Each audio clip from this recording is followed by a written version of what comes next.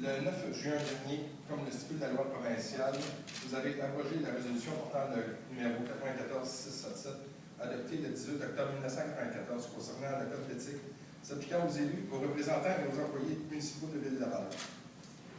Le 9 juillet, vous avez déposé le règlement L11953 concernant le nouveau code d'éthique et de déontologie des employés municipaux de la Ville de Laval. Le 3 octobre 2011, vous avez déposé le règlement L11851 concernant le nouveau code d'éthique et de déontologie des élus municipaux de la Ville de Laval.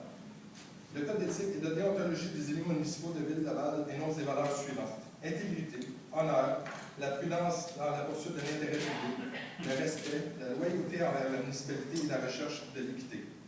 Le Parti du service du citoyen veut savoir pourquoi la transparence ne fait pas partie des valeurs du code d'éthique et de déontologie des élus de Ville-Laval. Avez-vous l'intention de l'ajouter? Votre deuxième question, M. David. Oui. Le 11 juillet dernier, une douzaine d'adolescents se sont vus remettre une contravention de 68 $ chacun parce qu'ils avaient escaladé une clôture pour jouer sur un terrain qui a coûté au contribuable. Là, je pense qu'on a répondu. M. Poisson avait déjà. C'est parce que vous vouliez lire votre petite laïus? Non, que tu me vois. Mais on a déjà répondu. C'est un petit côté un petit peu différent. Vous avez un autre angle. Oui. Allez-y.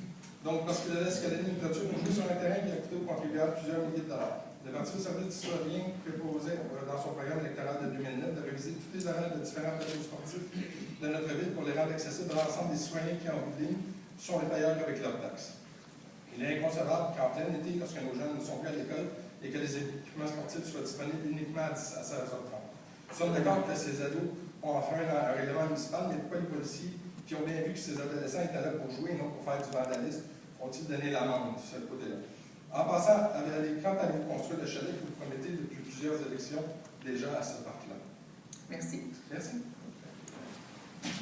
Alors, Madame la Présidente, les valeurs de transparence sont incluses dans les valeurs qui ont déjà été citées, donc elles n'ont pas à être ajoutées. Deuxièmement, les plages horaires sont régulièrement revisitées par nos services, évidemment avec les fédérations sportives, et nous ajustons régulièrement les plages horaires en fonction des besoins réels de la population.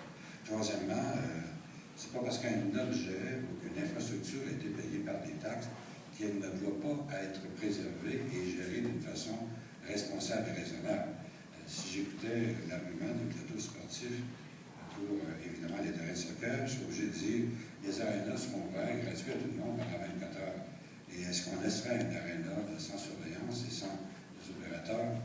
Et quand on dit plusieurs dollars, c'est plusieurs millions de dollars, c'est pas plusieurs milliers de dollars.